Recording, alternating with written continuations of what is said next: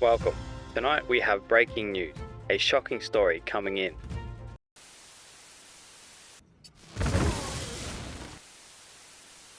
There has been major slips at the Walmart car park. People are asking, where is Hawkjay? Welcome to the video. If you do like this video, please subscribe and like, and let's get into it.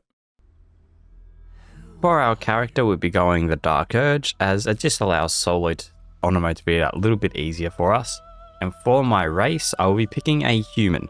Human's probably the most common one I choose, because it gives us shield proficiency, which is great on a caster, and gives us an extra skill proficiency, which just allows us to make rolls a little more reliable. Obviously, we're going to be going Sorcerer here. And for our cantrips, I like to have 2 utility and 2 damage to kind of balance out my roster of spells. So I'm going to go Minor Illusion and Mage Hand, and then I'm going to grab Brave Frost and Firebolt for now. Then for my spells, I like utility to start off with, and just grab Enhanced Leap and Featherfall to get around the map faster. Now, Storm Sorcery is a popular choice for this kind of build, but I'm actually going to go Draconic. This is going to get us permanent Mage Armor, which is nice. Setting our Armor class to 13. We love that. And then we're going to be getting Blue Lightning to get Witch Bolt for free in our Draconic Ancestry. Then for our stat allocation here, you have a couple different choices. That totally depends on what you prefer. I'm going to go 16 Charisma, and we'll respec into 17 later. And I'm going to grab 14 Constitution and 16 Dex. This is the other option though. You can go 16 Constitution and 14 Dex for better concentration spells, but I think on solo, especially having higher Dex means you have higher initiative. So I'm going to go 16 Dex, and it gives me a little bit of extra AC as well. Onto the Nautiloid, nothing special here. The first thing I'm going to do is actually put my Enhanced Leap and Featherfall into my custom spell bar. This allows me to use click 1 and 2 to cast these spells, rather than clicking them all the time. We then meet Lae'zel.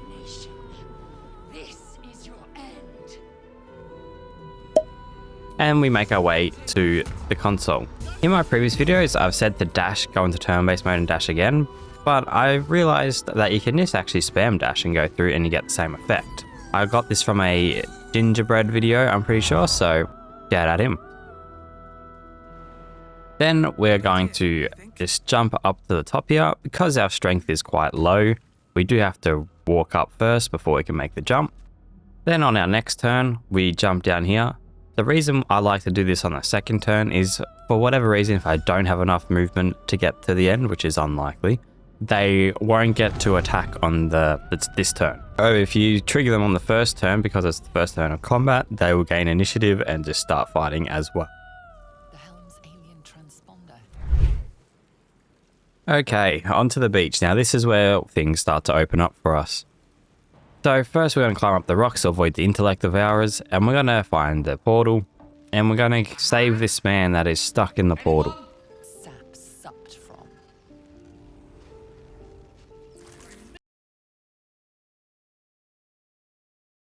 We then kill this Mind Flayer to get an inspiration point, and we got lucky and got a speed potion.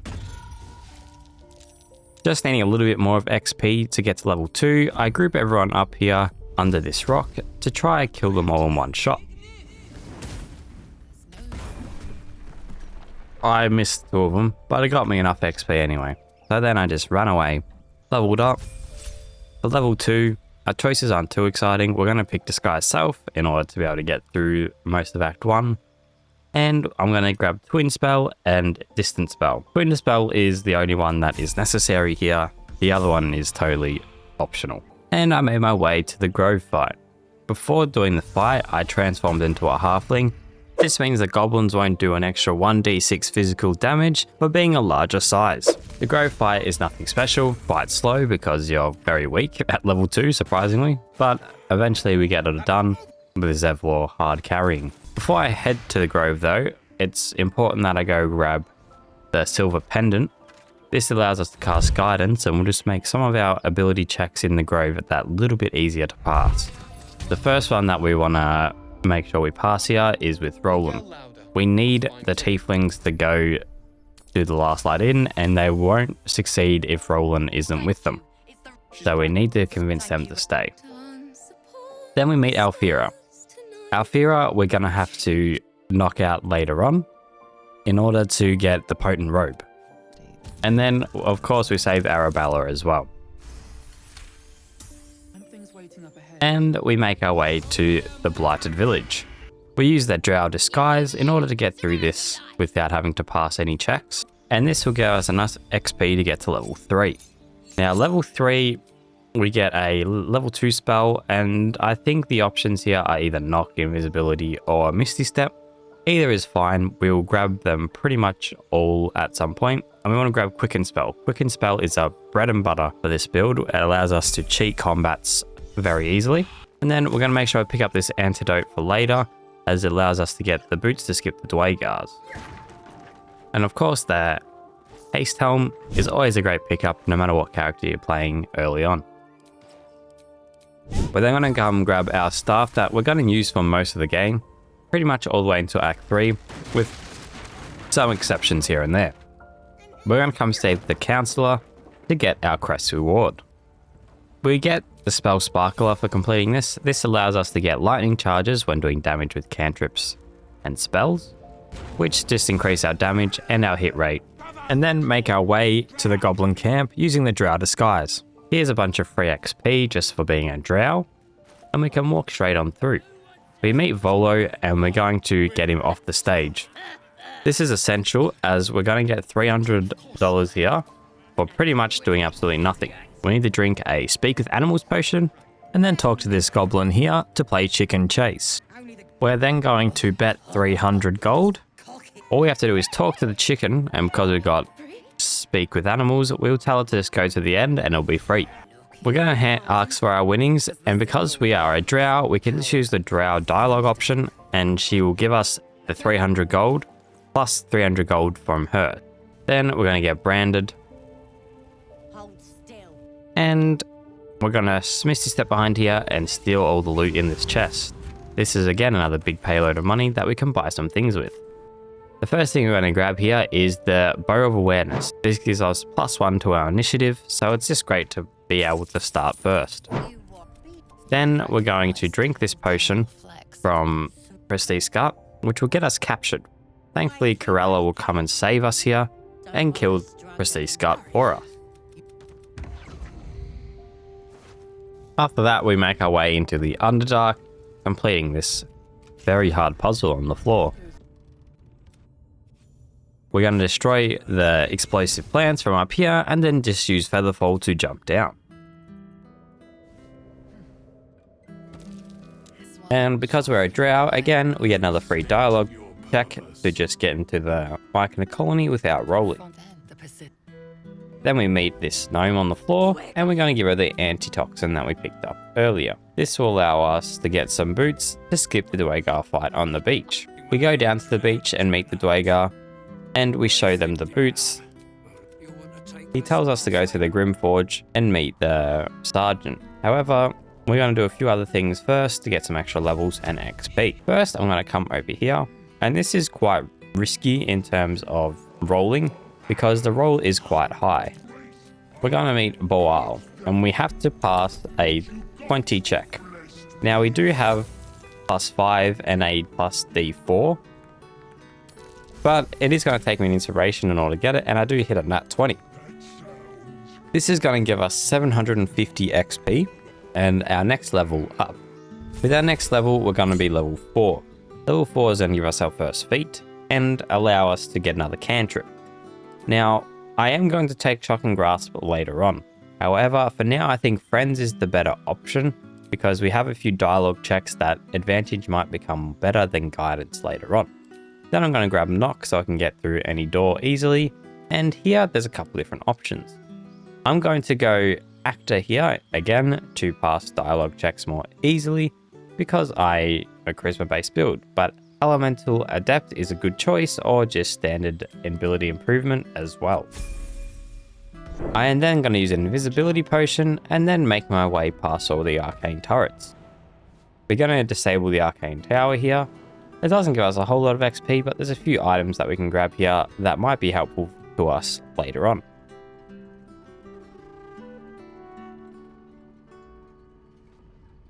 And we Misty Step down here. Down here is going to be a staff that we're going to grab.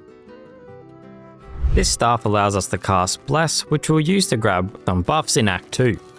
We also grab this ring that allows us to not be electrocuted and gain resistance to lightning damage. I then meet Volo in order to progress his questline, as he gives us an eye that allows us to see invisibility. Then I'm going to respec from Withers, just to make my charisma 17. This will mean I can get 18 with the active feat. Then I'm going to give this trader 400 gold. This will just allow us to sell items for more money, getting more value out of these items, so it's better to do it at level 1 when you have the lowest amount of money needed to get your trader attitude up. At the Underdark, I'm going to throw some bombs at these chests up here. If you get it in the right angle in the right spot, the bomb will blow up multiple times, allowing you to just one-shot the chests. These chests give 75 XP each, and the Wondrous Gloves, which just give us +1 AC. Then I'm going to use Misty Step in order to get to the top here without going through all the traps.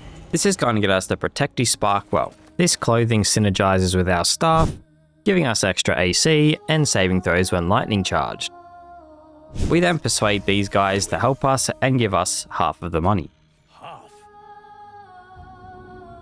There is then some workplace accidents. You can do this by dragging them to the edge here with improvised weapon and then cancelling it just before you get to where you want to go. Or if you have a minor illusion, you can lure them over to the edge just like this and then throw them that way. We're then going to use Open Sesame on this door. And this is going to allow us to grab the shield mold. Anti-crit is essential on solo honor mode and just honor mode in general, so it's always worth to pick up. Then we're going to steal this explosive just as an insurance policy. To craft our shield, we're going to need a bit of mithril, so we make our way over, jumping past the enemies, and then we sneak past the methods down at the lava.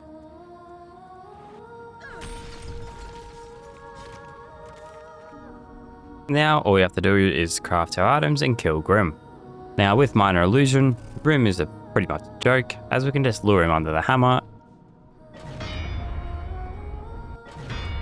Now if you have 3 decks, you should be guaranteed to always go first before the methods, so you just need to crouch and you'll be completely safe. Then we're going to jump down and grab the shield. This is going to give us an anti-crit and allow us to not just randomly get one shot by something. I also craft the heavy adamantite splint in case we want to respec and go a more tanky version of the build. I try to get over my fears of spiders, however they destroy me a little bit, so I have to run away and reset the fight. Don't worry though, I come back and get my revenge with a smoke powder bomb. However, I only kill one of them and the other 2 run away, so I kind of failed still. Now it's time for Near. I blow up the rocks in order to get Near free, and I cast a mage hand, but didn't drop a bottle of water on the ground. This was meant to be my first kind of showcase of how this kind of strategy works, but I cooked it. So I'll give you the general rundown. We want to get Near wet by throwing a water bottle with either a mage hand or starting combat with throwing a water bottle. That means he's going to be vulnerable to lightning damage. So we are able to cast lightning spells and they do double damage. Now it's time for me to explain here something. Witch Bolt is a level 1 spell, however the recast of it when connected to an enemy counts as a cantrip. So effects that give you more damage on cantrips work on this as a spell. This allows you to just get a bunch of free damage. Once connected to the target, you don't have to roll to hit or be in vision, so you can use darkness or be behind a wall. And then we get our next level here at level 5. Now level 5 is a juicy one because we get our main wave clear lightning spell, which is Lightning Bolt. Lightning Bolt is one of my favorite spells in the game. I love Lightning Bolt, and this is where our build really comes online. Our next meeting with Volo, he pulls out the ice pick, and I won't show the content, but we then get our eye, which allows us to get sea invisibility permanently. A great buff for just a little bit of pain. Now we need some supply of water in order to do this whole strategy, and Ethel sells 5 every time her shop refreshes. Now you should stock up a bunch of these if you're trying this, however I don't, and that becomes my issue later. I then come and grab some friends just for an insurance policy and a backup plan to make some fights a little bit easier, which I'm going to go use straight away. I'm going to come here to get the note to expose Kagha. However, I have bad experiences in this area and seems there's a lot of runs here, so I call in the squad to come in and assist. What you want to do is make sure you use fire damage on the wood woads because they regenerate unless they are burning. Slowly we take them down quite easily with the help of the ogres, and we convince them to help again for the next battle for some more money. However, I don't intend them to live the next battle. We then come grab this note here and read it. This allows us to expose Kagha and start that fight at Druid Grove. But first, I just wanted to test my new spells against some harmless gnolls, just to get some more speed potions. I also worked out that the ranged gnolls here, they for some reason don't have the ability to jump over the gap, but the melee ones do. So if you get to just the ranged ones left, what you can actually do is come here, attack them from across the bridge, and then just move backwards so they're out of range, and they will not be able to attack you whatsoever. They'll just stand there. I then throw a water bottle at Kagha, and then initiate a conversation. This will mean that we'll start combat without having to use a action to get them wet. I really don't like how much I'm saying getting people wet. We're then going to fight Kagha here, and for some reason, all the other guys disappeared. I think it's because I threw that water bottle, and the rats disappeared, but yeah, I don't know. Weird. Anyway, I start by doing my Witch Bolt stuff, but because we don't have any things to buff our damage yet, our Witch Bolt isn't amazing. On my second turn of combat, I just decide to nuke these two, but I accidentally kill the wolf in the process.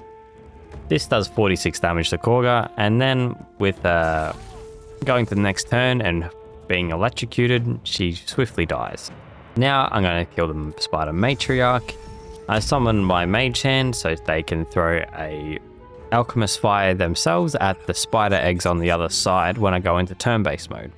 This just makes it a little bit easier to get them all. I do miss the back ones though because they are quite far away and you need to be further up to get them. But with those two done, it just allows the spider fight to go a little bit easier. She's going to teleport away to go awake them and then go onto the spider web. I don't know why this spider wants to stand on the spider webs that are very much above ground. This makes this fight quite trivial because you can literally get almost 2/3 of her health gone without even doing any damage to her. I think it may chance to throw a water bottle at her just to prep her for next turn. I use a firebolt again because she stands on this web now, get her down to 51 HP. I use a speed potion and a witch bolt. The good thing about witch bolt is you can upcast it for more damage, as you can see there for 32. The cantrip part still stays the same though, doing only the 1d12 base damage. And we just tank some spider hits. Another good thing about Witch Bolt is you don't need to be able to see the target once you've already connected to it. As you can see, I'm completely through the wall and I can just kill it from up here without even seeing it. This just allows you to hide a little bit better, and not being able to target the enemy just means you can do some other weird shenanigans. For example, darkness. If you want to stand in a darkness cloud once you've already connected a Witch Bolt, you're almost invincible. I then go back and disguise myself as a gift Yankee to pass this deception check to get through the mountain pass with ease. This also gives us a bunch of free XP. And before we head there though, we do need to sort out Alfira. We knock her out and then teleport away and long rest. Knocking out Alfira means that someone else needs to take her place in this Dark Urge cutscene. So they generate a new NPC that is not normally around. A camp in Hogma Unfortunately for her, that means she has to die 2 seconds after being introduced. The question flows through your mind. We're then going to meet Zaza here, and we're going to actually help her out. There's 2 reasons I'm doing this here. This gets you a little bit more XP if you go down this route. But also, I wanted to try a different route out. Most of my videos end up being the same in terms of the honor mode route, so I wanted to try something a little bit different. So we come and save her and make our way to the Goblin camp. Now, unfortunately, I've already been to the Goblin camp. She doesn't need to know that though. She's going to say she will help us and see you at the camp. We make our way to the camp, and she is definitely leading me to the Goblin leader right now. We make our way to Minthara, and Minthara is going to ask about the grove. We're going to agree to help, however, we do plan to betray her. The good thing about this route is it spawns a bunch of new enemies that aren't normally there, which allows you to get a bunch more XP, just getting you through those levels a little bit easier and earlier. I then take my long rest to trigger this part of the game, and I get met by Hilarious Fell. It gives us a cloak that is pretty good and allows us to go invisible once we kill an enemy. We then meet up with Zevlor, and he tells us that we're going to blow the horn and blow them up as they come in. It's not going to work quite to plan, however, it will help out. Now, these spiders are public enemy number 1. As you can see here, they are just going to absolutely annihilate everyone. We want to try and kill these spiders as fast as we can in order to keep our allies alive. However, we do some blowing up first to just kill some of these ogres and the people with the bombs to open up the gate. This will just allow us to buy some more time and not have all the goblins just rush us straight away. We then again blow up these other ones here, but we want to be able to use our twin spells so we can do more actions kind of per turn, right? So I'm going to use both of these explosives on the ground here to try to blow up these guys. However, one of them didn't die. Now this, I think, is my biggest mistake in this fight. Well, it's not really a mistake. I just missed. I've got a 98% chance and I missed. That is unfortunate. If I kill that guy there, this fight becomes very easy, as pretty much only one enemy at a time can come up when the ogre throws them up here, rather than them able to be flooding through the door. We do have an extra turn though, however, because he doesn't quite make it to the door in time. Zevlor gets sniped by one of the guys down there, which leaves just me. Now, I've got to kill this spider because it's going to cause issues, so I use these oil barrels to try to get a little bit of extra damage out of my fire here, but unfortunately it saved the DC check, so it only took half damage. With some magic missiles and lightning charges though, that took care of it quite easily. This also makes us go invisible, which is an absolute godsend as my speed potion runs out, allowing us to skip the turn and being completely invisible from all the enemies. This means they just do absolutely nothing besides run around like an idiot. On my next turn here, I summon the squad back for their help. This is the main reason I got the guys in the first place, as I knew that this fight was going to be the probably hardest fight I do for a while. Now, for some reason, my ogres stood up in a place where they weren't going to get seen, and I wanted to try to get a good line of sight onto a bunch of goblins with my electric spells. So I just left them there as a little surprise attack once they reached a certain point, and trying to get as much kills as I could with this lightning bolt. However, a lot of them saved the spell, so I didn't kill all of them that I was hoping for, but I got some good damage in nonetheless. I then am trying to decide where to teleport away to, and I teleport as far away as possible. This allows me to get more space, and eventually the ogres do run into one of the goblins. We start making some solid work, but the goblins are starting to beat the ogres now. This is fine, as most of the enemies have been thinned out at this stage, so it's not really the end of the world. Minthara is about half HP, and I'm still trying to kill this one ogre I've been trying to kill for the last 10 minutes. Minthara, now left on about 8 HP here, means I can pretty much just one-tap her when I need to. I'm still trying to kill this ogre. I've finally killed the ogre, which leaves me with just 2 enemies left. Who are you? I finally killed Minthara, which took a bit too long for my liking. This goblin starts celebrating because she thinks she won, although I am right behind her with the firebolt. This is the grove fight done. Well, besides this one goblin that randomly showed up who's glitched inside a barrel and keeps healing. Everyone died though, so that's something. Fortunately for us though, Zevlor does get replaced by someone else, and we're not trying to save all the tieflings anyway, we just need to make sure that the essential ones get through to last light in. I also picked up the Rain Dancer for an extra way to create water. Unfortunately for us, our job isn't over.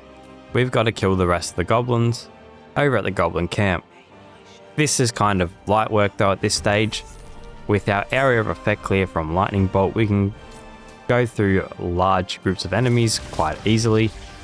This wasn't the best lineup ever in the world, but it took out a bunch of goblins. The only challenge really left here in the goblin camp is Ragzalin. Now, thankfully for us, we will be able to do quite a lot of damage quite quickly. We're going to group everyone up and then throw a water bottle. This does initiate combat, so I do use a speed potion in order to get the first move here. I'm going to cast a Witch Bolt at level 2 just to get an initial burst of damage.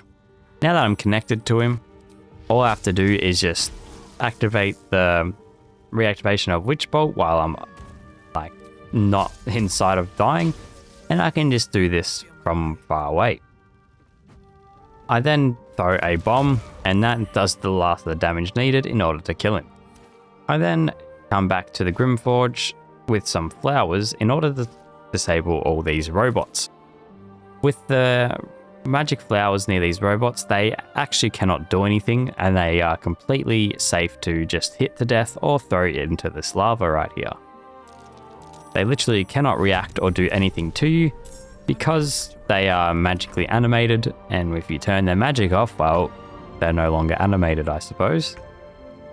I then sent Shovel in order to go start the fight with the methods, so I can't get surprised. This is all Shovel's going to do for us, so 07. Then we just use Ray of Frost from all the way up here. Because they're weak to ice damage in general, we can easily just one-shot them from up here without being seen. With them being taken care of, we get our next level, level 6.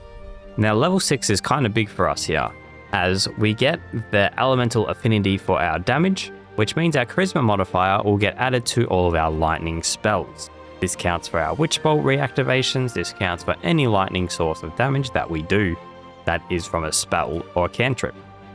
In terms of our spells, we don't have any amazing options, so I'm going to grab magic missiles, and then I'm going to change Disguise Self out for Shield for some extra defensive reactions.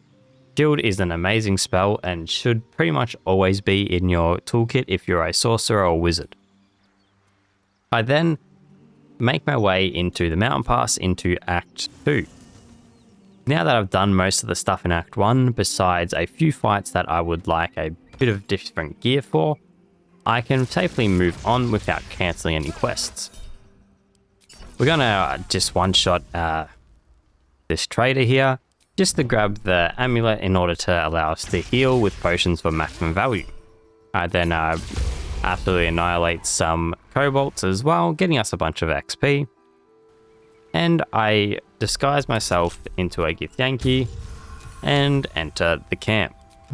Now I just got rid of Disguise Self, so I used that helmet from the camp chest with the DLC. However, you can just not get rid of Disguise Self yet until you do this part and you get the exact same effect, right? I then come and grab the parasites over here, and some new knowledge also that I learnt is that you can actually steal the parasite next to the NPC on the other side here. And because you instantly consume the tadpole, you actually have no evidence, which means you just get to steal it for free. Just like that. I didn't actually really consider that, but yeah. Next, we're going to grab our next piece of gear that we really want, which is the necklace of elemental augmentation. This allows our charisma modifier to get add on to our cantrips, and again, witch bolt reactivation are cantrips. So I actually forgot to record this next part, so here's a recreation of it. I made my way to the Shadow Cursed lands, skipping past all the enemies until I get to the Last Light Inn. At the Last Light Inn, I meet a bard, Alfira, who we knocked out earlier. She tells me all the tieflings have been captured at Moonrise Towers. So I said, I'll go save them. And I made my way over to Moonrise Towers. We can now resume with the current program. We're close. Here in Act 2, we've now made it to Moonrise Towers. Now there's a few things we're going to do here. Few items we're going to grab, and a bunch of XP. For starters, we're going to make our way into the prison, and then we're going to throw everyone here into the abyss. Again, very cheesy, but it's the easiest way to kill them all without getting into big trouble on solo. I then throw the warden off the edge here, and I leave her keys on the ground. This will be important later on, and actually a strategy I think that should be done just in general. If you kill the warden, you should probably leave her key here. And I will show you why in about 10-15 minutes.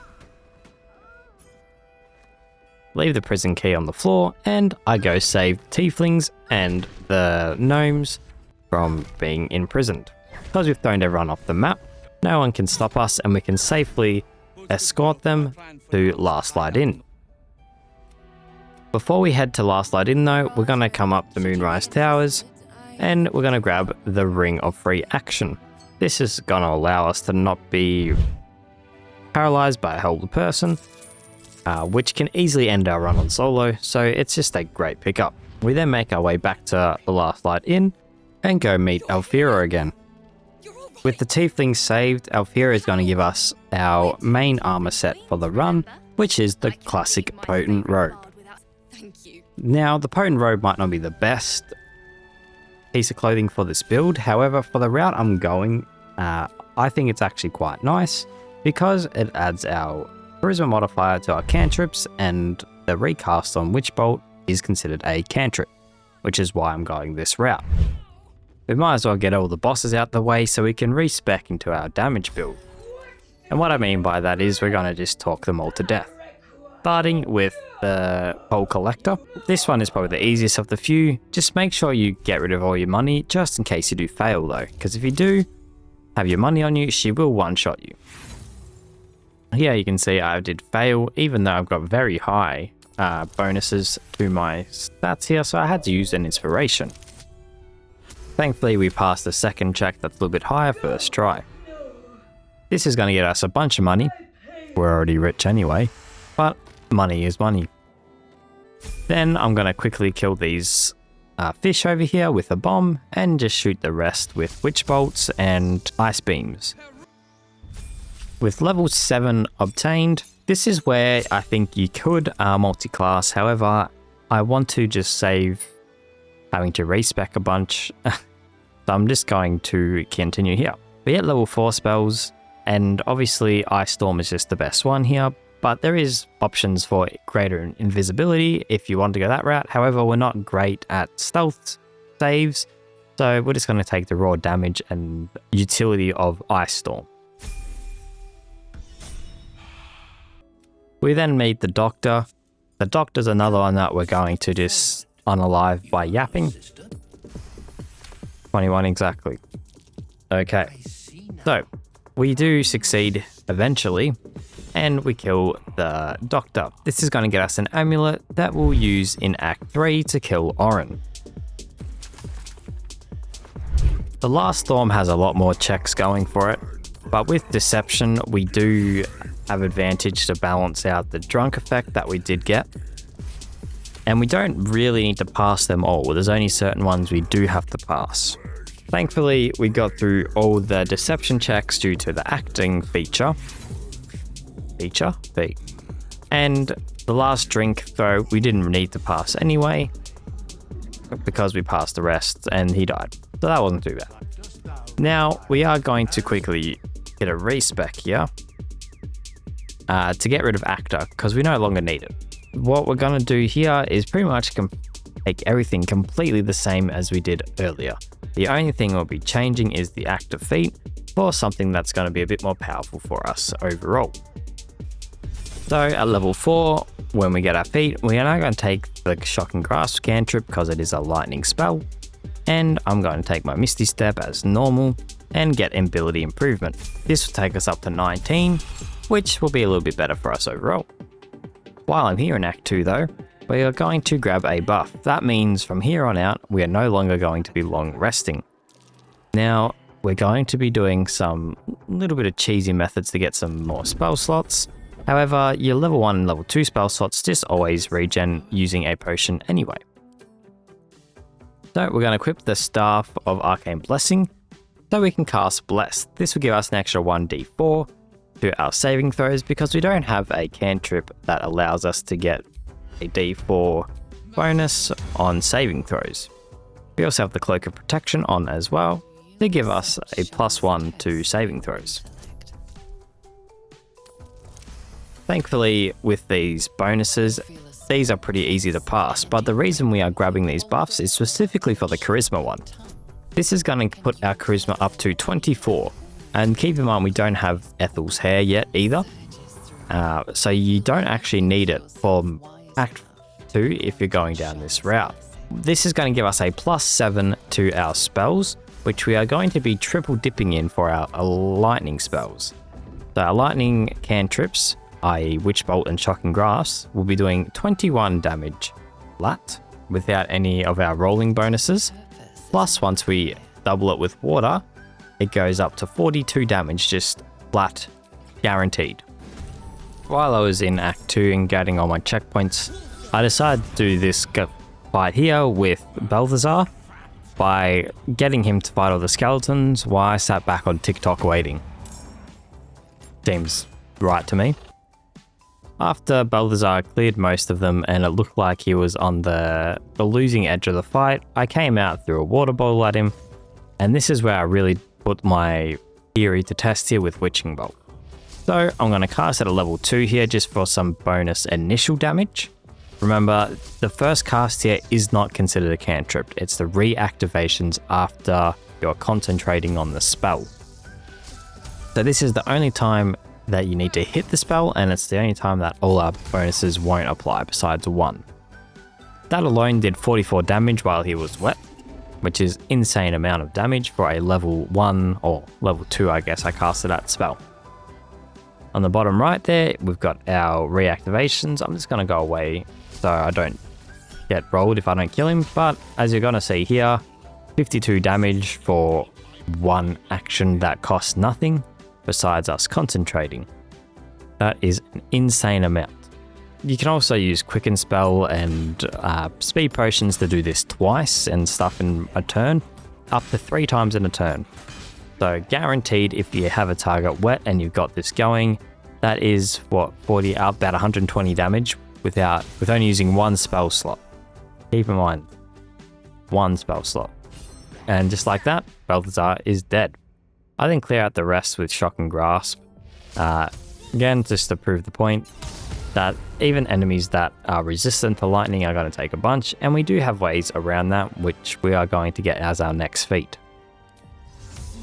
While I'm here, I'm also going to grab the last checkpoint. Because we've got knock on our character, we actually do not need to do any of the Shard Gauntlet at all, which is a blessing. We're just going to jump down here with Featherfall and use Open Sesame on the door. This can mean that I can go into the end of Act 2 whenever I feel like. However, obviously we're going to do everything else first. But this just means I don't have to think about the Shard Gauntlet at all, which is great news for me. I then quickly respec just to go back to level 1 to give Lan 400 gold, as we are going to buy a crap ton of potions from him, of angelic reprieve potions. These potions will allow us to get our level 1, level 2 spell slots back, and we can use those to generate infinite sorcery points and infinite spell slots. I then head back to Act 1, and this do the last little cleanup of things that I left around. For example, we're going to go grab the Bliss Spores buff, which gives us a 1 to d6 to saving throws and attack rolls. I'm going to group all the Dwagar up here and throw a water bottle at them, and they're not going to get angry because they're kind of my friends, and we're going to blast them with the lightning bolt. This is going to kill most of them and leave some of them on low HP. So I will just have to finish this guy off before he raises an army of dead, because I don't want to deal with that. The rest of the fight here is obviously light work, as it's one-on-one. I just shoot him down with the Ray of Frost and the fight is over. This will get us the Bliss Spores buff, which is a great buff to have, and one that we want for as long as we can have it for. The next thing we're going to do in the Underdark is kill the Spectator. Again, this is going to be very easy. We start the fight with the water bottle, and the enemy is now surprised. For some reason, the water bottle didn't actually make him wet though, so it's just going to just be base damage for this, which is still fine enough. We have enough damage to get through the fight. We start with a Witch Bolt and end the turn.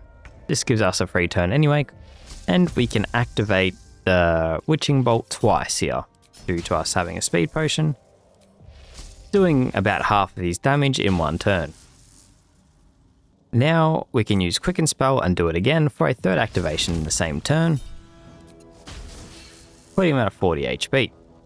Now I'm going to run as far away as I can here, as I want him to waste his turn flying over and not being in range to attack. This is one of those situations where, like, Witch Bolt being able to just shoot through walls and stuff is amazing, because I don't have to go in sight if I don't kill it and run backwards, giving us extra movement.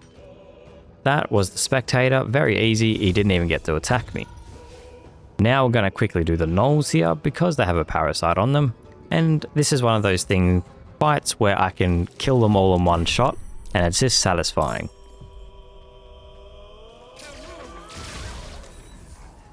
I don't know, I think that was kind of slay. I then make my way to Ethel, grab some more water bottles, and then start a fight with her. Now, if I really wanted to, I probably should have farmed some water bottles before I got all my buffs, but I couldn't be bothered, so I just sent it. In here, you want to save one enemy. This is something else new that I learned recently, because Ethel will spend her first turn summoning whoever's left in here to the fight, which pretty much gives you a whole free turn against her. So we're going to leave one alive, make our way down, and go invisible. Now, because we've got see invisibility with our eyeball from Volo, we actually can just find Ethel by standing next to her before starting the fight. This allows us to actually target her with a spell, or throw a water bottle exactly where she's standing to get wet first, and then use a Witch Bolt. Now, this is going to be a little bit more risky than normal, because we don't want to kill her, obviously. But Witch Bolt can't go into knockout mode, right? So we do have to be a little bit careful, because we could very easily kill her next turn. We do turn Colour of the Week off though, just to be safe, because if we get her below about 11 HP, we will one-shot her. So here she summons her other people from that room that we left that one guy alive in, and wastes her turn completely. We then just Psionic Backlash the clone, and do one more activation of Witch Bolt. Now, if I was playing safe here, I probably should just use a different spell or so, but we get her to 13 HP, which is obviously enough, and get the hair. That's Ethel with 0 damage taken at all. We take the power and obviously choose Charisma. We make our way back to the Githyanki Creche and pass all the saving throws from the Zathix. Not an essential part, but I thought I might as well do it with our buffs being so high. We then dispose of the Doctor, because we don't need a stitch. I also kill a lot of the other Githyanki while I'm here, and decide to kill these guys in this room rather than fighting them outside. This is just because I couldn't be bothered running past them all again and having to fight them, so I thought I might as well just murder them here and save that encounter for later. This also gives me my next level for level 8, just making me that little bit extra stronger. For our spell slot here, there's not a great option really to pick left. I could go Greater Invis. I should choose Darkness.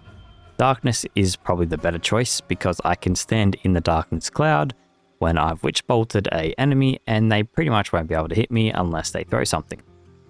I then pick Elemental Adept Lightning here to ignore resistance from lightning damage, and if I roll a 1, it re-rolls. So just a little bit better for damage. Alert is another good choice here if you don't want to go that route and prefer the safety, but I'm using a Potion of Vigilance anyway, so that kinda is negated as it is.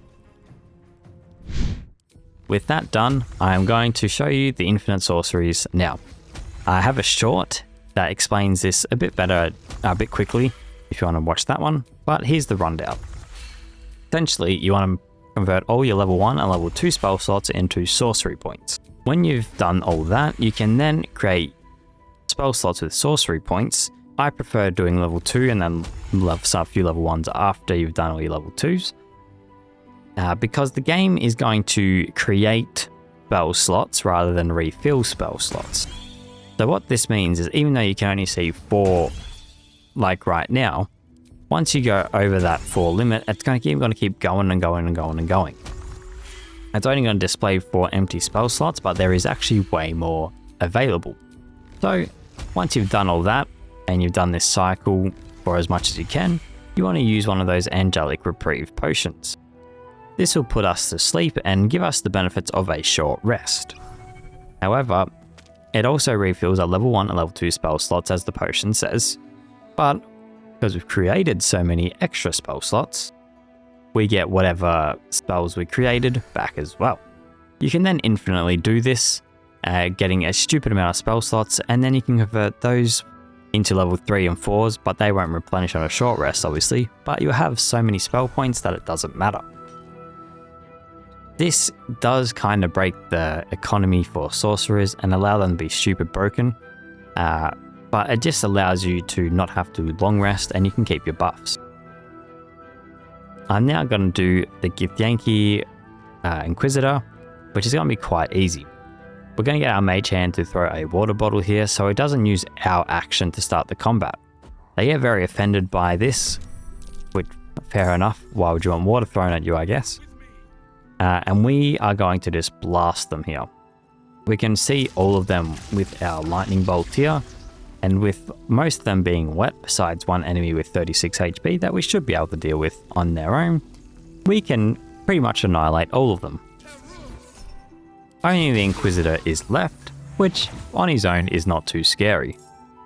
I'm going to cast a Witch Bolt, almost killing him this turn.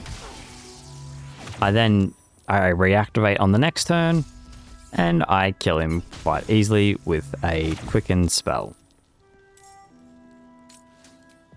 This fight was pretty much a joke at this stage with all of our lightning buffs and water. We then meet our Dream Visitor, and they are going to give us the Bless buff.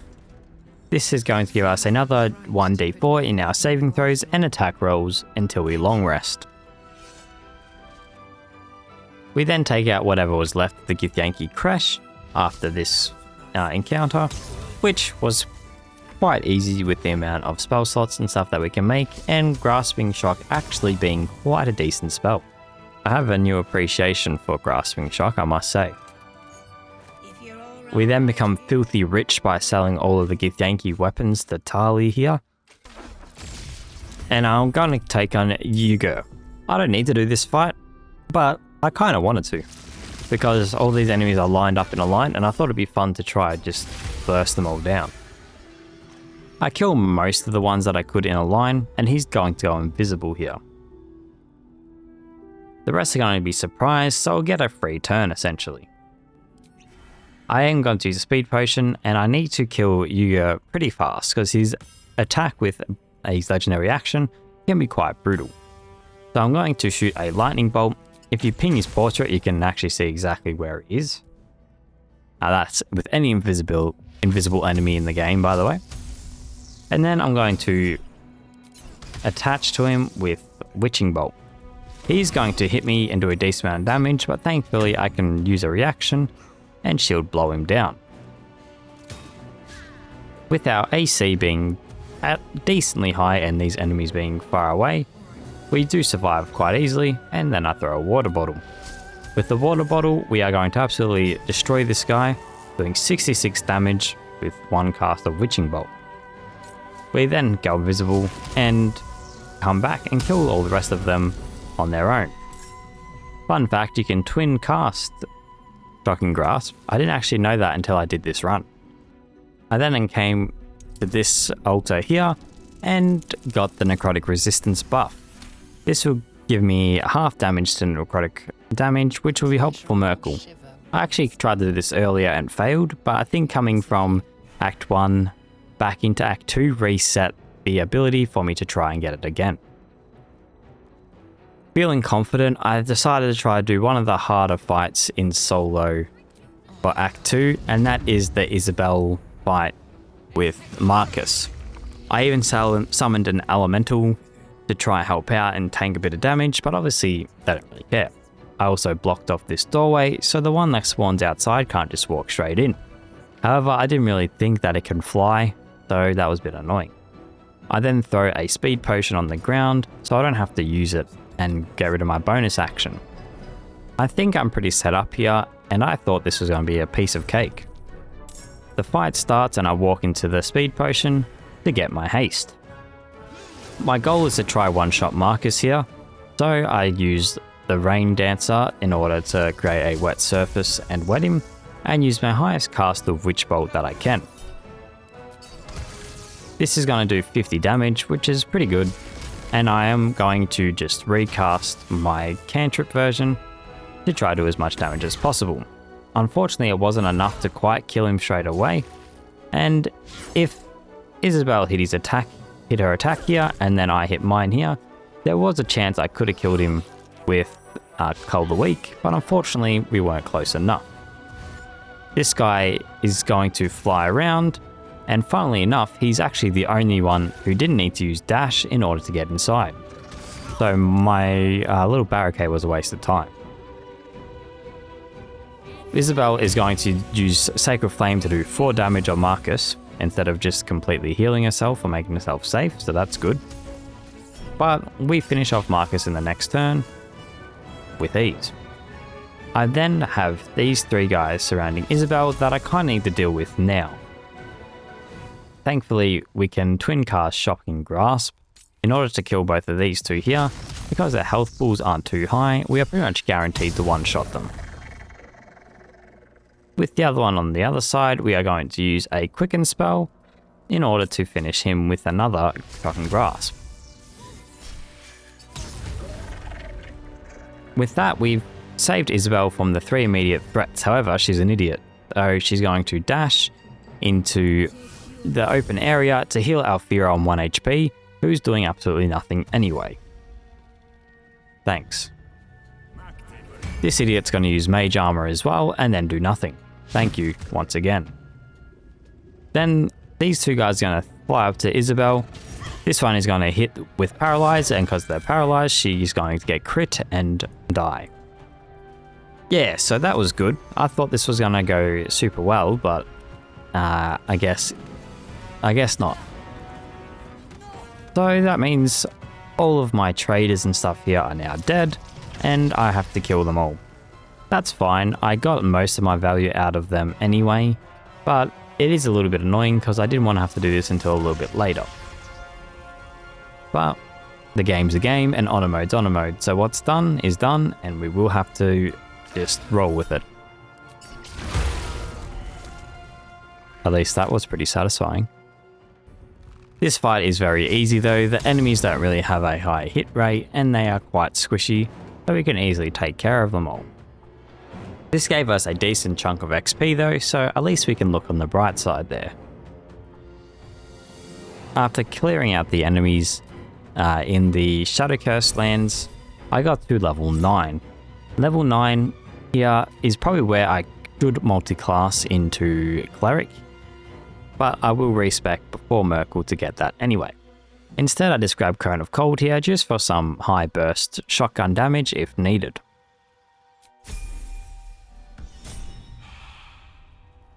I then come and grab the Fistbreaker helmet. This gives us some extra spell save DC and initiative as well. You have to grab this now before we start murdering everyone. Now, put this in the cinema Hawkjay plays of all time. I start the fight. For some reason my guy attacked after, don't know why. Anyway, I'm thinking I can probably one-shot these two guys. So I line up right behind and hit the lightning bolt. Bam! Kill the other one. This one lives still. Whatever, not too bad. Excuse me? Anyway, I get put into prison. Because that makes sense. I got pushed off a building when I said earlier about leaving the key on the floor. So the prison key here allows us to unlock the chest. However, if we didn't leave this key here, we would have to lockpick the chest somehow. And I don't have any lockpicks and I don't have any traders left alive really that either won't kill me or sell lockpicks. I could go back to Act 1 and get some, I suppose. So thankfully I left that key on the floor, just give me a free out. I think I'm going to do that from all my runs from now on, as it just seems like a good insurance policy. I then go invisible, make my way all the way to the top and decide to retry this. I don't think this time I'll be so lucky though. If I die, I'm probably dead. So I need to make sure I'm not standing next to a cliff. The up top floor here is quite easy. I'm literally going to murder all of Myrkul's little zombies here. Or skeletons, I suppose, right in front of his face, and he's not going to react at all. This means the Ketheric fight is going to be a little bit easier, as it's just going to be me and Ketheric up there. But in order to do that, we also need to kill the dog as well. Killing the dog will mean there's no dog up there, there is no skeletons up there, so it'll just be a 2v1 because I've got to bring Aelin, but Aelin's pretty much a spectator anyway. And while we're in here, we want to read this letter as well. This will give us the opportunity to make Myrkul a little bit easier in the fight. I am then going to kill the last kind of bigger enemy in the area, which is Zarel. Zarel is kind of a joke though. I've actually can't remember the last time she caused me a big issue. And I'm going to use Witch Bolt and just hit her behind the door. This is the first turn and I've almost killed her already. I'll close the door behind me and walk away, but the ogre has enough movement speed to get to me anyway. My next turn, I unleash my inner phase and hit a wallbang. And that is Zarel taken care of. The rest of Moonrise is pretty easy. I'm not going to show you every clip of them dying, but you can gain the gist. I make them wet, I blast them with lightning, and they die. If they don't cheat death, of course. I then, when I kill Broa, get 3 globes of invulnerability. This is actually quite good because these are quite expensive, and I can use them earlier on than I would normally. I then come and respec for hopefully the last time. Respecking here, I'm going to take everything normally here at level 1. The only different thing we are going to do is I am going to take 2 levels into cleric. It doesn't really matter when I take these levels here. It could be level 1, it could be level 4. It doesn't really matter to me. I was just going through doing my edits and I realized I said some absolute nonsense. When multi-classing, the last class you pick, that becomes your default spell casting modifier, which doesn't matter too much. However, when we have something like this amulet that we're using, it just goes off your spell casting modifier, which for us, our general one will now be wisdom because we took cleric second. This is an easy fix. All you have to do is go cleric first and then go sorcerer second. But I didn't do that for a very long time here, and I completely forgot about it until much later. So before you go and hate me in the comments, I acknowledged it. I just didn't fix it until I was in Act 3. My bad. Okay, resume the video now. But essentially, all we need is the Tempest cleric in order to do as maximum damage as possible. We didn't take pretty much exactly the same spells and stuff as we did normally, although I will grab darkness just in case I get into a sticky situation. But everything else is the same: Misty Step, ability improvement, all of that jazz. We grab lightning bolt, of course. And then at level 6 here, I'm going to grab Tempest Domain. Again, it doesn't really matter. We need to get at least 6 levels into Sorcerer anyway, but I just thought I'd grab these 2 levels real quick. Yep. You also get Create Water as a spell as a cleric, which is nice, which means I don't need to use that other staff in order to do it. I then switch back over into Sorcerer for level 6 and 7 there, grabbing Darkness, and getting rid of Knock for Ice Storm. This is pretty much our setup. It is going to reset all of our spell slots that we spend building up, but that's fine because we're only going to really need a few for Myrkul anyway. With that, I'm ready to head into the end of Act 2 by freeing the Nightsong. Again, I wish I could kill her, but you have to be Shadowheart in order to do so. I then come prepared and ready to fight all the people at Moonrise. But I already did that, so we don't have to worry about that. So now here for Myrkul, we're going to use a flying potion. We'll summon an elemental just in case we do need the extra bit of tankiness. And we'll use a speed potion just before we enter. This will mean we're going to have to use a bonus action during our turn. Now, with Myrkul here, if I was playing Shadowheart, I could persuade him and then I wouldn't have to do this fight. However, because of Aelin, she is going to ruin it, and we will have to fight him up here, which is no big deal. We fly up to safety just so we're less likely to be targeted by him, and we're going to just cast Witch Bolt so we can just hit him for free.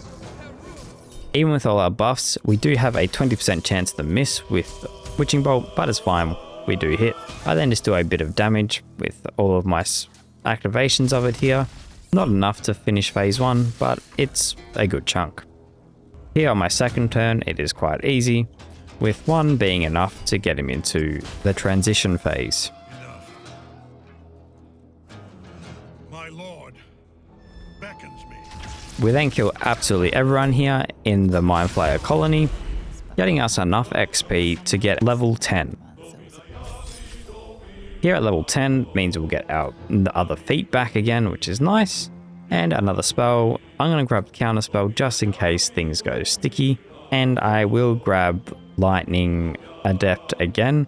However, I was contemplating grabbing Alert here because Myrkul doesn't have lightning resistance, so it's not the end of the world.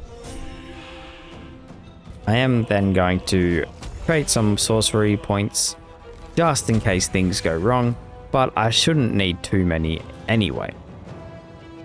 I then use another flying potion, summon an elemental of course, and go invisible. Now I'm going to use a spell on the Mind Flayer in order to get the surprise turn. Before I do that though, I am going to drink a speed potion so I don't have to do it on my actual turn. And so, here we go, we'll Shock and Grasp, and that's going to give us the surprise round. This surprise round, although it won't get Aelin free straight away, it will give me pretty much a free turn to set up and prepare for a 1-round kill. So I can persuade Ketheric here to instantly skip the Ketheric phase of this fight. This is really good as it means I don't have to then waste more turns killing Ketheric into Myrkul and just fully focus my setup on Myrkul himself.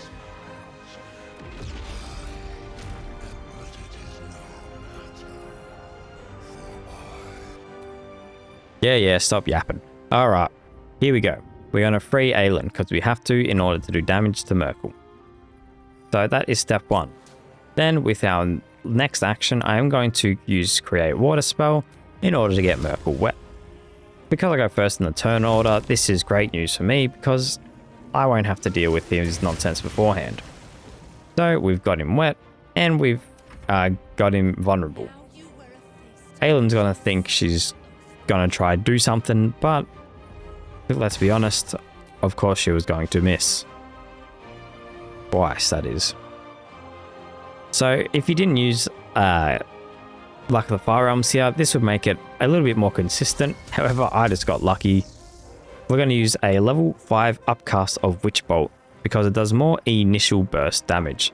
This is a higher chance to hit, and if you have a critical, we do silly amounts of damage. However, I have to just use my Distractive Wrath in order to do max damage, and I got a crit anyway, doing 252 damage for one level 5 spell. As there's the combat log there. This is why we expect into Cleric in order to have one chance to just do max damage on whatever enemy per short rest. And obviously going to abuse short rest with our Angelic Reprieve Potions. I then just do the exact same thing again because he's low enough that with him being wet, if I roll decently well, I should be able to kill him. Which of course I do. And that is Myrkul done in one turn. 2 attacks. We had another attack in us with Quicken Spell if that did not work. This was one of those moments where I really saw the build come online and I could not wait for Act 3. We grab our first Netherstone from Ketheric and we make our way into Act 3. And if you thought the build was broken now, oh boy, just you wait until some of the things we're going to do in Act 3.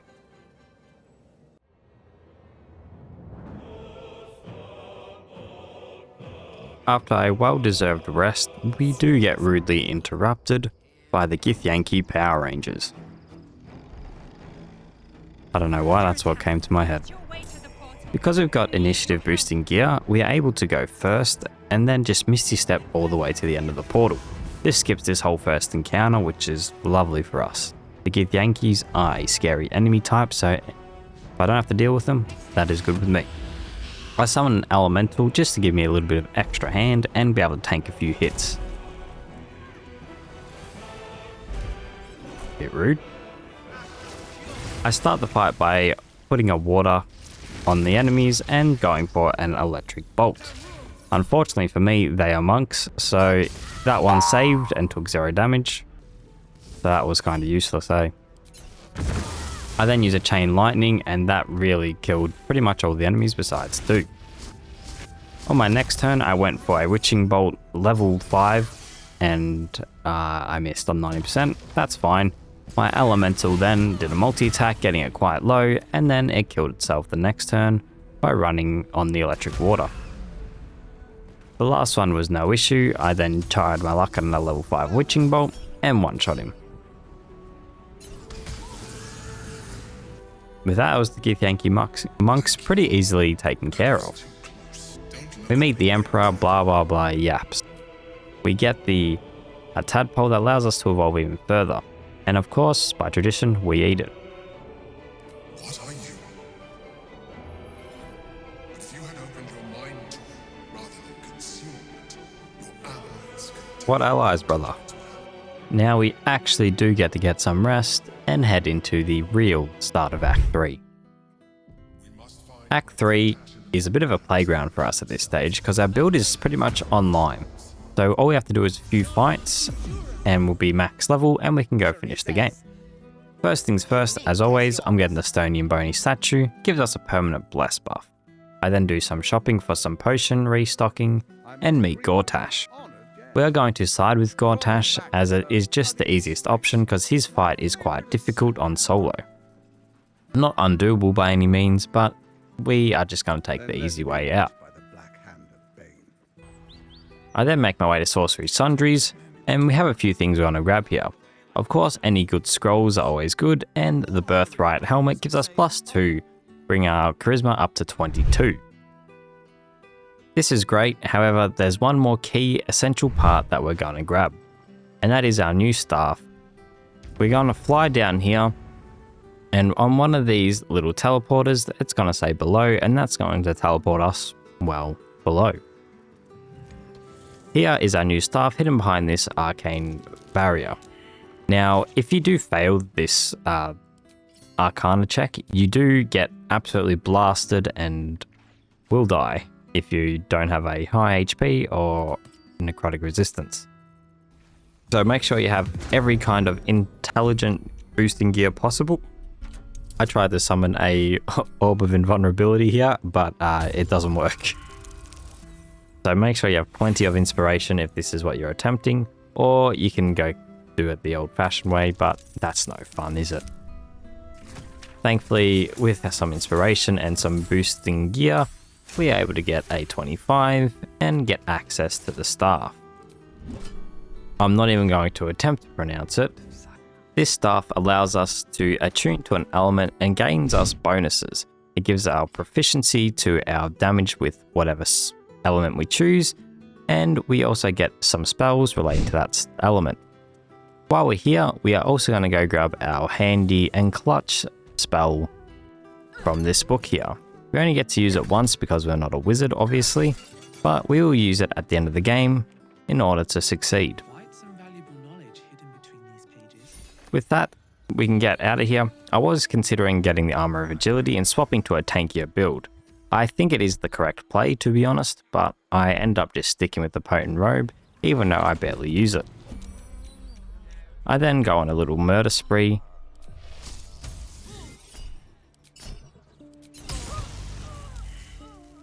Failed the stealth check, but I don't know. You tell me if this is failing the stealth check. Seems stealthy enough to me. We get approached by a man after that, telling us to do it again. And of course, we do it again. This time we take his hand in order to show proof to the murder tribunal that we've done it. He tells us the password in order to get to the murder tribunal, and we make our way over, revealing the button and saying the password to the door. The locked door has red text on it reading, "All are awake." Once here we meet the guards, and we show the guards the hand. This gives us access without having to fight them. Although I was prepared to fight them, I've done it before, I'll do it again. Inside we meet Serevok, who allows us to go an unholy assassin by killing some flying elephant. This gives us a bunch of XP and allows us to gain access to the Temple of Baal. Bathed anew. Arise, unholy assassin. On our way to the temple, we meet this sorcerer here, and after passing a persuasion check, we get around 3000 XP just for free, even though we rolled a 3. She swore she was no cultist. This is always a good chunk of XP to get, especially if you're playing a charisma-based build and avoids a pretty long fight. We then make our way down and grab the checkpoint for Orin's temple. However, first we're going to take a quick rest and make sure we grab all our buffs. From here on, we're not going to be doing any more long rests, so all the buffs that we can grab in Act 3, we'll grab right now. I'm going to come grab the Rapture buff first, as this one doesn't have a guarantee in order to get. We have to come up to this room up here, and we meet these two. One of them is secretly a Mind Flayer, which we have to kill. One Mind Flayer isn't very hard to kill, so it comes down in a few turns. With that done, I cast Guidance before I interact with the other NPC, and a dialogue starts. Here we have to pass an insight check in order to get this buff. Now, you can respec your wisdom if you would like, but it's not that important. It's just a nice to have. Thankfully, we do get it, and we just have to continue the conversation in order to get the Rapture buff. This is a 1d6 to our saving throws and attack rolls, similar to the Bliss Sports buff in Act 1. I then, while I'm here, grab the Orphic Hammer from Raphael. Don't worry though, it's not the last time we'll see him. We put the Subsurgent Amulet on in order to cheese Orin. Now, because we're playing the Dark Urge, we do get to do the 1v1 against Orin. This fight is significantly easier than her Slayer form, as you don't have to deal with unstoppable. So I'm going to make her wet with great water, and she's going to come and stab me a few times. Fair enough. I then use Shock and Grasp in order to crit her. I can use anything that can crit, but I decided to go Shock and Grasp just to do a little bit of damage alongside it. This allows the paralyzing crit, meaning anything that we do in a 3-meter radius will automatically crit. She also cannot react anymore, so with her being wet and paralyzed, we'll 100% chance get to crit and do double damage on that crit as well. We do a max level Witch Bolt, which is guaranteed to hit with Destructing Wrath, do max damage, and we do 262 damage just like that. Now this can work on any NPC that is a humanoid, but we don't really have too many humanoids left to fight.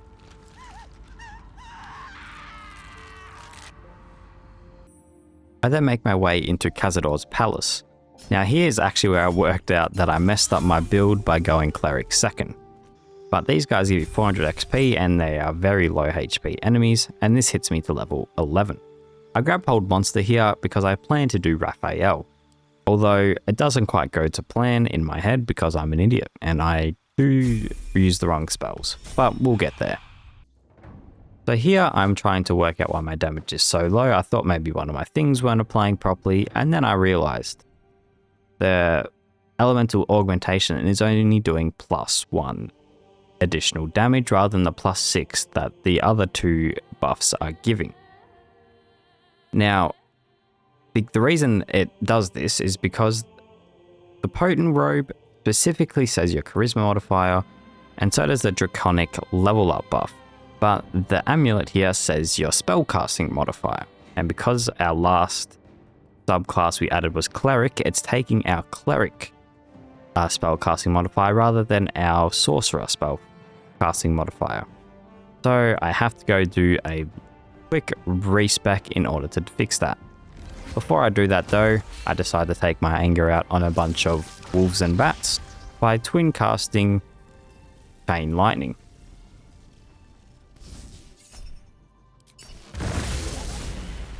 Nice. The unfortunate thing about respecking here is once you respec, it removes your bless buff from the statue, which is kind of annoying, but we'll live. We make our way to the Devil's Fee, and we plan to go into the House of Hope. With all of the items acquired, we put them in a certain order and summon the portal. This portal will allow us to go back and forth between the House of Hope and Baldur's Gate, which is going to be quite helpful for us, because we're here for one reason at the moment, and that is our little long rest. Ooh, but first we have to deal with this guy before we can just freely come back and forth. He's not too hard though. A couple shocking grasps do the trick, and we take him out. We also grab our password in order to get the contract later on if we so wish. And of course the real reason we're here, the little refreshing pool. This will give us a free long rest and refresh all of our spell slots. This means we can just come here whenever we'd like and refresh them. Can't cheese the sorcery points though, because it resets it to your long rest limit. I then go and see the 9 fingers in order to grab some Terrazil. Terrazil is pretty much a speed potion, but without having to use a bonus action to use it. Meaning we can just get a few extra attacks in, but you still have to become lethargic after the 2 turns it's active. I then make my way to the House of Grief, as I feel like this is a fight I've done a few times, but not often. Although I learned that you can actually talk your way out of this fight and get a stupid amount of XP. We meet Viconia, who just openly tells us who she is and who she serves. We make our way down, and we talk about the artifact. We convince her twice, quite convincingly as well, might I add, that she doesn't need to fight me, and we can just move along our day. Once you do this twice, you actually get about 8,000 XP just for doing that. However, I wasn't satisfied with that, so I killed them all. Oh, I already killed her. Well, we'll kill the rest of them real quick.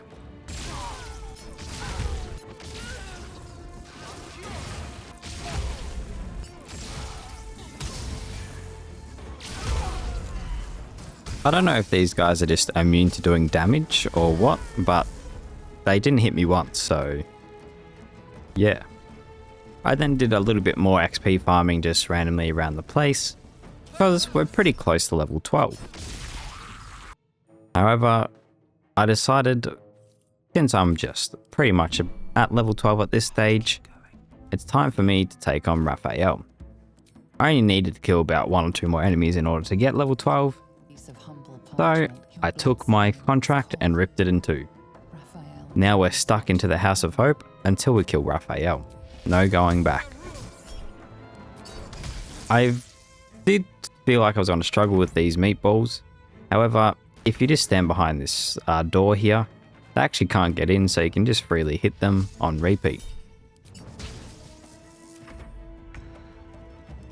After killing it, I hit level 12, and then we grabbed our last level in Sorcerer. There's nothing too crazy to grab here at this stage, so we just grabbed Cone of Cold because it's a damage spell that works with water, and I grabbed Heightened Spell because I figured giving disadvantage on a saving throw might be ideal for something like Cold Monster. We then slowly made our way through, killing them all, and I grabbed some furniture while I was at it. I put the Helmet of Arcane Acuity on and started smacking the chairs. Before I did this though, I made sure I have a Elixir of Vigilance to ensure that I can go first and put the bow to give me resistance to fire damage. We want to hit these chairs until we get to 10 stacks of Arcane Acuity. This is going to make it extremely likely that we'll hit our Hold Monster spell on Raphael. But before we start the fight, we also want to throw a speed potion, so we don't have to use our bonus action to drink it on the first turn. This is setting up nicely to be a good first turn, however, I very much misplay it. Raphael appears, and we convince Yurgir to join our side. He doesn't help too much, but it's just one less enemy hitting us, so we'll take it. Okay, here we are. So, we've got everything set up, and with our Hold Monster and Arcane Acuity stacks, we have a 90% chance to hit. Pretty likely, so I just send it, and of course it hits. So now we're going to have a bunch of turns in order to do as much damage as possible. And when I mean turns, I mean actions. I've only got 2 really, but with Sorcerer you can kind of cheat. So here's my first mistake. I used Chain Lightning. Now obviously Chain Lightning is an amazing spell at wave clear, but you cannot critical strike with it because it's a dex saving throw spell. So it does a bunch of damage to these random enemies, but doesn't do a great amount of damage to Raphael. The problem is Witching Bolt is also a concentration spell, so if I use that, I won't be able to keep him in Hold Monster. But in hindsight, I should have, because he's actually going to get out of the Hold Monster by default at the end of this turn anyway. So what do? I use another dex saving throw 1, like an idiot, and try. At this stage, I got cornered on the next turn, so I wet all the enemies and used a Ice Storm in order to kill all of the little enemies to make it a 1v1. Almost. After this, I heal up and just hope for the best. Yurgir does some damage, and Raphael is about to lose some aura. This is my last turn I have with my speed potion, so I just make sure that I secure the 1v1, and now I have to decide what I'm going to do.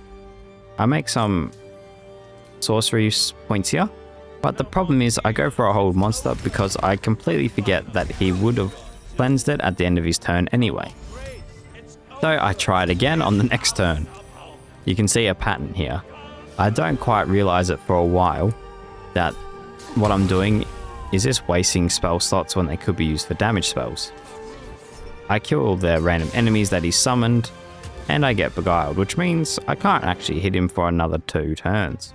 That's fine though, I spend the next turn just summoning an elemental to take off some of the heat and heal up.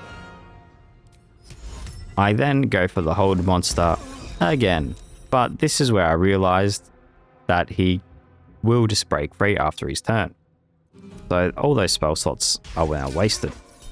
That's fine though, because we are still doing damage and not really taking too much damage or being able to heal up most of it. So I'm going to do what keeps working for me in this fight and just drop some ice under him. This guy, for some reason, can't seem to not slip. With him slipped again, I just start smashing him with whatever magic spells I have. I was contemplating whether destroying the pillars was a good idea or not, and eventually I decided it might be worth it if I can line it up with a lightning bolt and hit him and the pillar at the same time. I go lethargic again, but we're pretty safe because of all of our friends blocking the damage for us, and he doesn't seem to really care about me. I have a very high saving throw, so the chances of me not saving his damage spells is quite low. I put some more ice under him and hit him with a lightning bolt alongside the tower next to it. This does a decent amount of damage to the tower, and I mean, do I need to say any more about him? Allowing me to do some damage and kill the tower next turn. The problem is now I'm pretty much forcing him to ascend, which I don't think is a great idea, but I want to lower the amount of HP he's gaining per turn. So I go for some shocking grasps, and I use a Terrazul to try to do as much damage as I can before he ascends. We don't want to be trying to hit him as much when he ascends because he gets the ability to react and do a massive amount of damage of necrotic damage, which I do not have resistance to at this time. Here he goes for the ascend, and at this stage I pretty much have to kill him in a turn or two, otherwise it's GG. He consumes some more souls, but he doesn't heal as much, thankfully. My elemental is going to try to do as much damage as he can, but he's just a sacrifice at this stage. So, with 94 HP left, I decide to send some shocking grasps. They're only a 45% chance, so I'm pretty much flipping a coin here. Thankfully, I hit the first one and I tank the damage quite well. I then move out of this range and heal up, so I should be safe from another attack. Again, I'm kind of flipping it here, with only a 50% chance to hit. I was unsure whether this was a good risk or not, but I figured I might as well send it, and I hit. Now I have to somehow hit him again, and I wasn't really liking my chances of taking another gamble. Looking at his notable features here, I realize he doesn't keep the magical plate property that his armor gives him when he's in a human form. Knowing this, I looked and counted how many elithid parasites I've used for my cult a week and when it would proc. After doing the math, I figured one scroll of magic missile should be enough damage to get him low enough to proc Call of the Week. Since there's a 100% chance to hit, I sent it, and the math was correct. This was one of those moments where I think if one thing went differently towards the end there, it could have been the run over. With that done, I decided I wanted to get this run over and done with, and I made my way to Gortash with both the Netherstones. This means we can now head into the end of the game and fight the Netherbrain. I do some last minute shopping, refreshing my scrolls and potions before heading in to the Netherbrain fight. Now, I've got pretty high confidence in this fight, as we do a lot of single target damage, and we don't need to concentrate on anything besides Witch Bolt for the Netherbrain anyway, so my confidence is very high. I skip the Intellect Devourers by crouching around this area, and make my way to the Netherbrain. Unfortunately for Gortash, his time is over, and I get saved by the Emperor. My thanks to the Emperor is that I attack him.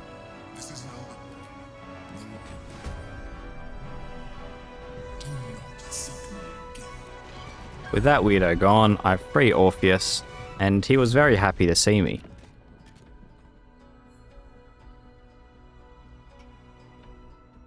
Orpheus turns into a Mind Flayer for me because I ain't doing none of that. And we walk out of the portal with absolute aura. And almost falling off the cliff.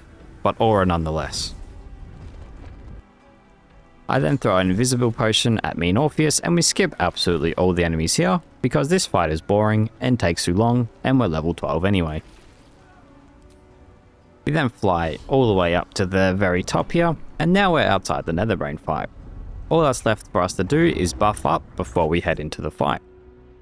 I give Orpheus and myself a elixir of vigilance to give us turn priority, and then I make sure to have bolts of doom activated on myself.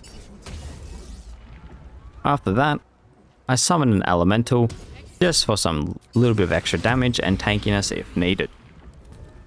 I then buff up Orpheus with Fearless Stakes in order to one-shot the dragon with the scroll we picked up earlier.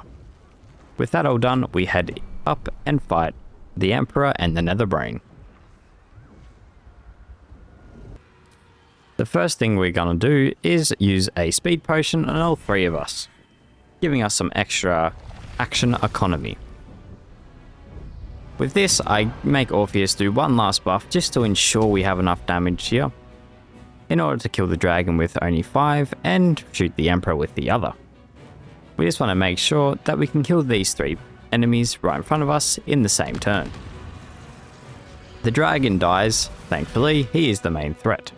And then I use a magic missile to do pretty much the exact same thing I just did, but with a less expensive spell. With that done, we now have to take care of the 4 mind flayers up top. Thankfully, this is actually really easy.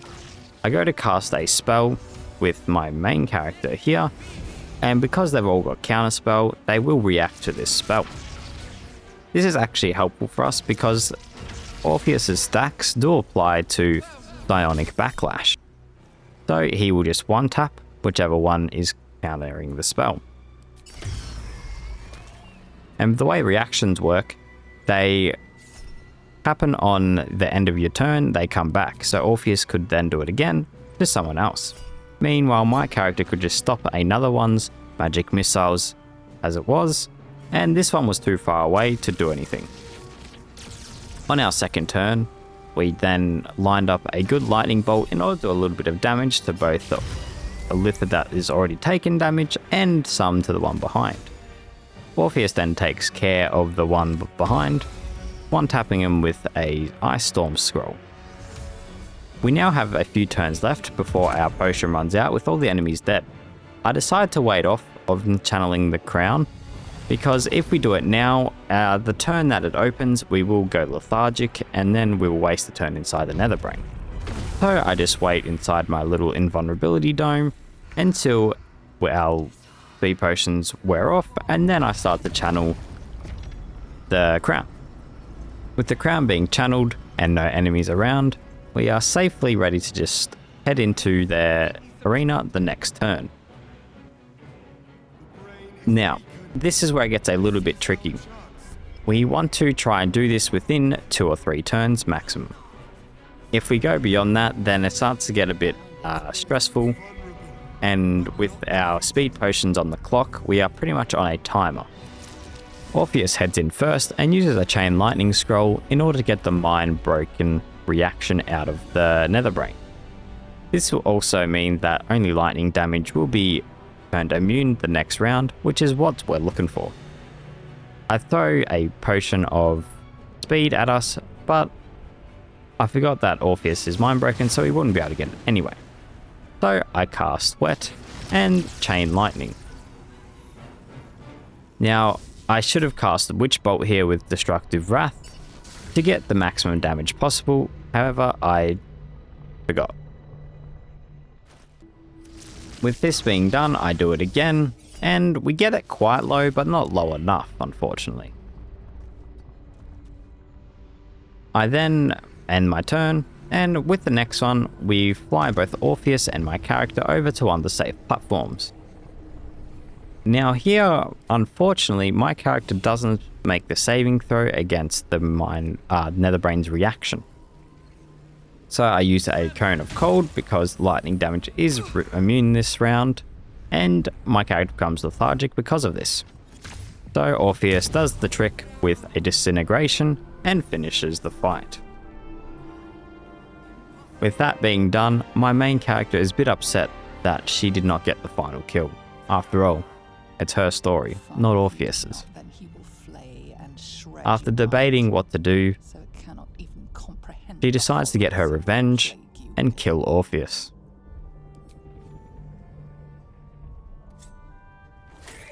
And with that done, that is Baldur's Gate 3 solo with the Lightning Sorcerer. This build is mega broken, and I did do some cheesy strats like infinite spell slots during Act 2, but as you can see, this build is well strong enough to carry its own in all areas of the game, including Act 1. I was quite impressed with Shock and Grasp and Witching Bolt, as I had really pretty much never used those spells before because I considered them quite bad, but I've got a new appreciation for them doing this run now.